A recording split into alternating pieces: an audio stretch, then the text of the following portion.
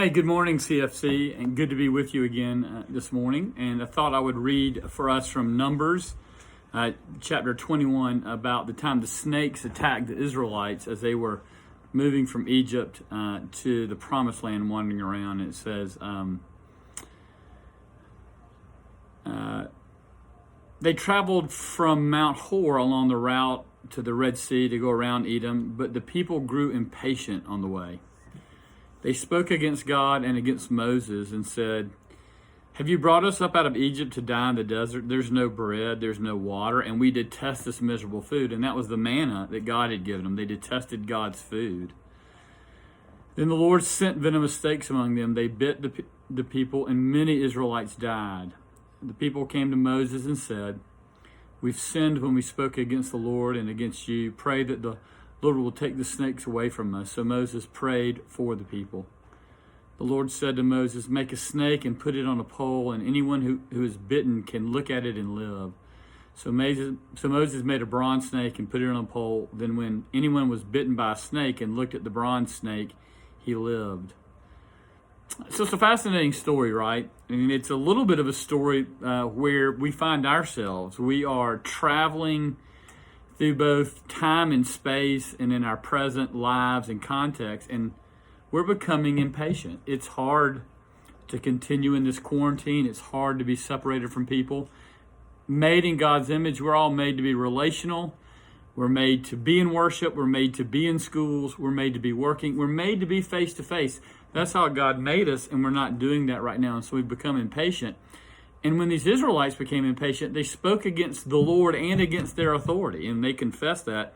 "We sinned against the Lord and against you, Moses." So it's easy for us to sin against God and against the authorities over us as we work our way through this pandemic. We are dissatisfied that in some cases our authorities are not opening up as quickly as we think. We're dissatisfied in other cases that authorities are opening it up, in our opinion, too quickly. And we're dissatisfied that God has made the world this way, with this in it.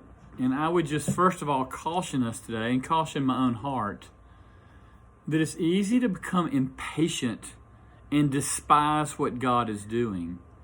And because God is the sovereign God, we know He's doing this. The COVID virus is not something that's out of His control. Certainly many people, including me, are sinning during the COVID virus, either in anger or in arrogance or in overprotection or in underprotection, in a myriad of things. Certainly people are involved in this, but God is sovereign over it. And we ought to be careful that we're not impatient and that we don't sin against the authorities and against the Lord. But I think more amazing about the story is how God sent healing. He told Moses to make a snake out of bronze and put it on a pole and put it in the middle of the camp. And when a snake bit them, they didn't worry about the poison. They were to look to the snake. So here's what's interesting. The poison was inside them. The snake bit them and put poison in them, which would kill them. And instead of extracting the poison, they were to look to this bronze snake and they would be healed. This is a picture of the cross. And Jesus even talks about it in the New Testament, and so does Paul. There's poison in us. It's impatience, it's self-centeredness, it's arrogance, it's sin. We're sinners. And it's very hard to understand that when I say I'm a sinner, I'm actually liberated, because now I can admit there's poison in me and I can look to the one who's been lifted up on a pole and I can be healed. This is a beautiful picture of the gospel.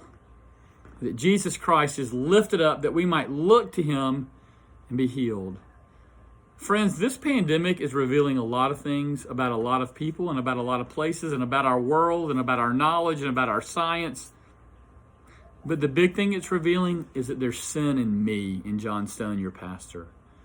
And there's sin in you. And the only way it can be healed is to look to Jesus Christ. As our country creeps open, as we eat in restaurants again, as we go in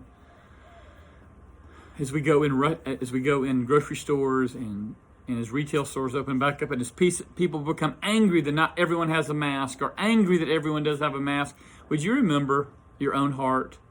And would you lift your eyes up to Jesus and look at Him and follow Him in this?